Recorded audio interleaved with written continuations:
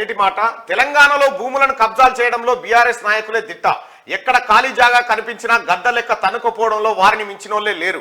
గతంలో ప్రజలకు పంచిపెట్టేందుకు భూములు లేవని అసెంబ్లీలో చెప్పిన సారు ధరణితో దొరలకు అనుకూలంగా మార్చుకొని లక్షల ఎకరాలు దోచుకున్నారు. దీపం ఉన్నప్పుడే ఇల్లు చక్కదిద్దుకునే నాయకులు అధికారంలో ఉన్నప్పుడే కంటపడ్డ భూములను చెరబట్టి వేల కోట్లకు పడగలెత్తారు.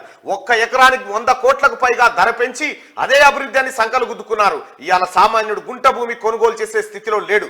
ఇప్పటికీ పావుల వంతు ప్రజలకు స్వంత జాగా లేక కిరాయి ఇళ్లలో జీవనం సాగిస్తున్నారు. ఇప్పుడున్న కాంగ్రెస్ ప్రభుత్వం నిరుపేదలపై దృష్టి పెట్టి గత పాలకులు కబ్జాలు చేసిన భూములను గుంజుకొని అర్హులైన ప్రజలకు పంచిపెట్టాలని కోరుకుంటున్నామని చెప్పి వీళ్ళ భూములన్నీ మళ్ళీ వాపస్ తీసుకోవాల్సిందే. వాపస్ తీసుకోలే ఖచ్చితంగా. ఎందుకంటే ఈ దొంగల ముఠా చేసిన పెంట అంతా ఇంత కాదు, లక్షల ఎకరాలు.